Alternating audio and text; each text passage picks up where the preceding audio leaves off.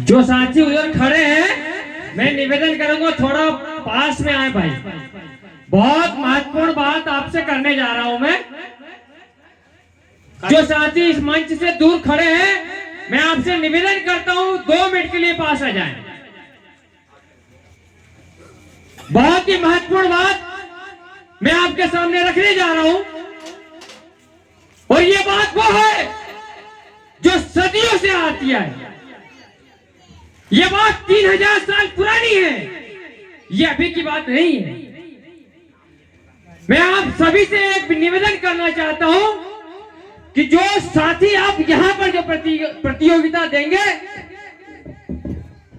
वो एकदम सत्य आधारित घटना पर देंगे। आप जो प्रतियोगिता देंगे वो आपके साथ हो रहे भेदभाव, आपके साथ हो रहे छुआछूत, आपके साथ हो रहे अत्याचार, आपके साथ हो रहे अन्याय, वो तमाम घटनाओं पर यहां पर प्रतियोगिता होगी। क्योंकि अब पहला राउंड खत्म हो चुका है, अब राउंड होगा दूसरा, और इस राउंड में हम वो तमाम घटनाओं को दिखाएंगे कि आज हमारे साथ, हमारी बहन बेटियों के साथ, हमारे बुजुर्गों के साथ, हमारे बच्चों के साथ किस प्रकार का अन्याय, अत्याचार, शोषण हो रहा है।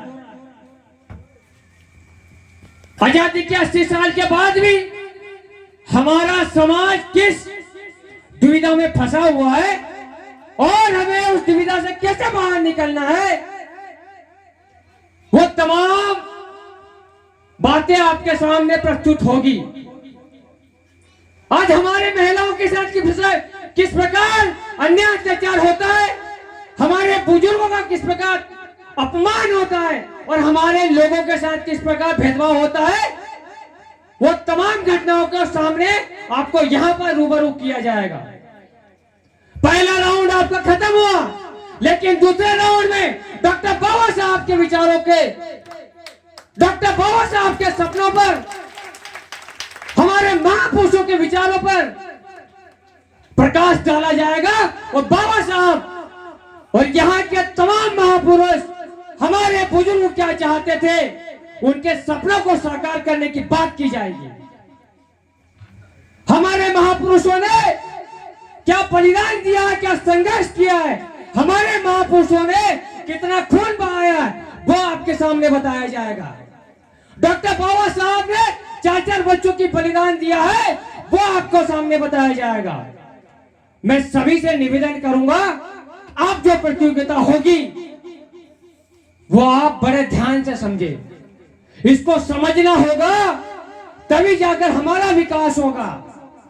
इस कार्यक्रम का उद्देश्य आपका मनोरंजन नहीं है, इसको आपको समझना होगा। इस कार्यक्रम का उद्देश्य आपको जागरूक करना है, इस कार्यक्रम का उद्देश्य आपका विकास करना है, इस कार्यक्रम का उद्देश्य आपके बच्चों को अच्छी शिक्षा मिल पाए, आपके रिश्तेदार, आपके समाज के लोगों को किस प्रकार हम विकास कर पाए। हमारे कार्यक्रम का उद्देश्य यह है। हमारे कार्यक्रम का उद्देश्य है कि आपको किस प्रकार हम एक सही रास्ते पर दिखा पाए। हमारे कार्यक्रम का उद्देश्य है कि आप सही रास्तों पर चले, और जो लोग अंधविश्वास और पखंडवाद में उलझे पड़े हैं, आपको उससे बाहर लाकर फेंके। डॉक्टर बाबा साहब ने किस प्रकार से आपके लिए संघर्ष किया, डॉक्टर बाबा साहब ने किस प्रकार से 4 बच्चों की बलिदान दिया है।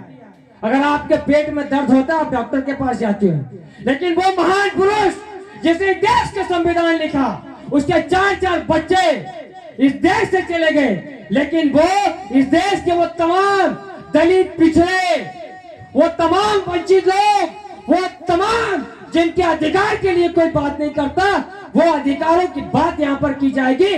वो डॉक्टर बाबा साहब के सपनों को साकार किया जाएगा। अब हम वो प्रतियोगिता करने वाले हैं, और मैं सभी लोगों से निवेदन करूंगा, आप गूगल पर सर्च करें, यूट्यूब पर सर्च करें, वो हमारे महापुरुषों ने किस प्रकार से हमारे लिए संघर्ष किया, उसको देखें, समझे, और यहाँ पर प्रतियोगिता दें। मैं चाहूंगा कि हम लोग आने वाले समय में कितनी अच्छी व्यवस्था को सुधार पाएं, उसके लिए क्या प्रयास करें, वो भी यहाँ पर प्रतियोगिता करें। और हमारे साथ किस प्रकार का भेदभाव हुआ है, हमारे बच्चों का किस प्रकार अपमान हुआ है, हमारे बुजुर्गों को किस प्रकार मारा गया है, उसका भी यहाँ पर उल्लेख करें। आप सब लोग भली भांति जानते हैं आज आपके लिए आपके साथ किस प्रकार भेदभाव होता है, आपको बताने की आवश्यकता नहीं है। आप लोग भली भांति समझते हैं। यहाँ पर हमारे बुजुर्ग साथी बैठे हैं, हमारे बुजुर्ग यहाँ पर बैठे, उनको पता है कि वो समय भी था जहाँ पर हम कुर्सी पर नहीं बैठ पाते थे, लेकिन आज डॉक्टर बाबा साहब के संविधान से हमें वो अधिकार मिला है, हम कुर्सी पर बैठ पाते हैं। यहाँ पर वो महिलाएं बैठी है, वो दादी और वो बुजुर्ग महिलाएं यहाँ पर बैठी है कि उनको पता है कि जब हम निकलते थे हमें पैर में चप्पल पहनने की आजादी नहीं थी, लेकिन आज डॉक्टर बाबा साहब के संविधान से हमें वो चप्पल पहनने की आजादी मिली है और आज वो हमारे सामने कुर्सी पर बैठी है। वो तमाम अधिकार, और मैं चाहूंगा आज हम उसी की प्रतियोगिता करेंगे, आज हम उसी का उल्लेख करेंगे कि हमारे साथ किस प्रकार भेदभाव हुआ है। मैं चाहूंगा यहाँ पर मनोरंजन का साधन हम न बनाएं। मैं चाहूंगा कि हमारे दिल में जो दर्द है वो यहाँ पर बताएं। हमें किस प्रकार मंदिर में जाने के से रोका जाता है, हमें किस प्रकार स्कूल में जाने पे रोका जाता है, हमें किस प्रकार पानी पीने पर रोका जाता है, उसका उल्लेख यहाँ पर करें। अगर आपके साथ भेदभाव होता है तो क्यों ना आप उस पर एक भजन बोलकर, एक गीत बोलकर यहाँ पर बनाकर उसका प्रस्तुत करें। मैं चाहूंगा अगर आपका अपमान होता है और अगर आपको पीटा जाता है, आपको मारा जाता है, तो क्यों ना उसका गीत बनाकर यहाँ पर प्रस्तुत करें। कलाकार का मतलब होता है कला का प्रदर्शन करना। अगर आप कलाकार हो तो आपको उसका प्रदर्शन करना होगा, और अगर कला का प्रदर्शन नहीं कर सकते तो आप कलाकार नहीं हो, और यहाँ पर जो इनाम घोषित है उसके लायक भी नहीं है। मैं ये समझता हूँ, मैं समझता हूँ अगर आप कलाकार हो तो हम जो बोले उसका प्रतियोगिता में भाग लेकर आप उसकी प्रतियोगिता करें, उसका प्रदर्शन करें और हमारे लोगों को बताएं कि उनके दिल में क्या दर्द है, उनके साथ क्या पीड़ा है, उनके साथ क्या भेदभाव है, वो यहाँ पर प्रतियोगिता करें। ये जंगे मैदान है, हो सकता है कल आपके साथ कोई घटना हो जाए, लेकिन उसकी फिक्र न करना। आपको जब तक आप बलिदान नहीं दोगे आप आजाद नहीं होंगे। अगर आजाद होना है आपको बलिदान देना होगा, इस बात को याद रखना। डॉक्टर बाबा साहब ने जो संघर्ष किया, टंट्या भील ने जो संघर्ष किया, बिरसा मुंडा ने जो संघर्ष किया, चंद्रशेखर आजाद, भगत सिंह ने जो संघर्ष किया, वो संघर्ष आपको संवैधानिक रूप से यहाँ पर करना होगा, तब जाकर आपको इनाम मिलेगा, तब जाकर ये समाज आपको सैल्यूट करेगी और मैं खुद आपका सैल्यूट करूंगा। तो मैं आप सभी से ये निवेदन करना चाहता हूं, अब जो प्रतियोगिता होगी वो हमारे महापुरुषों पर होगी। आपके साथ क्या अन्याय होता है उस पर प्रतियोगिता होगी, आपके साथ क्या अत्याचार होता है उस पर प्रतियोगिता होगी। उसके लिए तैयार हो जाए, और जो हमारे साथ जो घटना होती है, हमारे साथ जो भेदभाव होता है, वो आपको यहां पर दिखाना होगा। अगर आप नहीं दिखा सकते तो मैं समझूंगा भाई आप इस इनाम के लायक नहीं हो, आप इस प्रतियोगिता के लायक नहीं हो।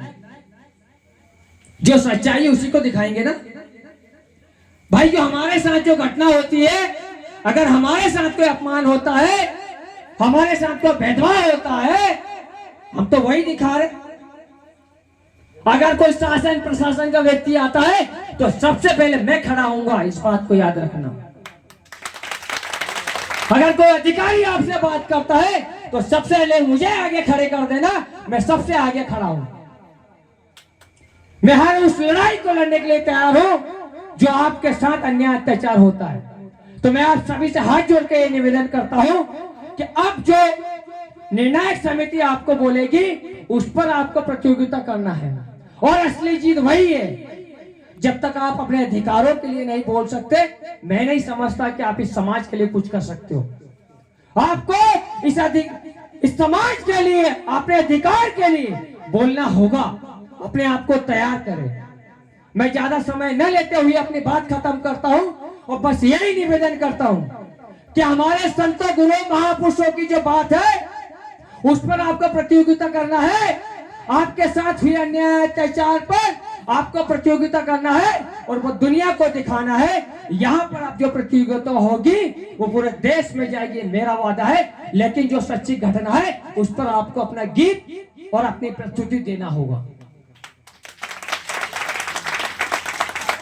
एक बार सभी लोग दोनों हाथ खड़े हो कर पूरी आवाज के साथ मेरे साथ जय भीम का नारा लगाए। जय जय जय जय जय भीम।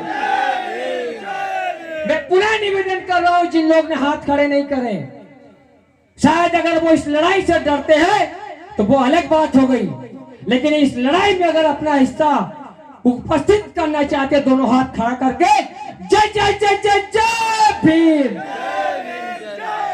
जय जय जय जय जय भीम। साथियों, अब जो प्रतियोगिता होगी वो असली लड़ाई है। मैं सभी से निवेदन करूंगा कि इस प्रतियोगिता में गूगल पर सर्च करें, यूट्यूब पर सर्च करें और हो सके तो निर्णायक समिति से निवेदन करके 5 मिनट का समय लें जिसमें आप अपनी तैयारी कर सकते। बहुत बहुत धन्यवाद। जय भीम, जय भारत, जय संविधान। बहुत धन्यवाद।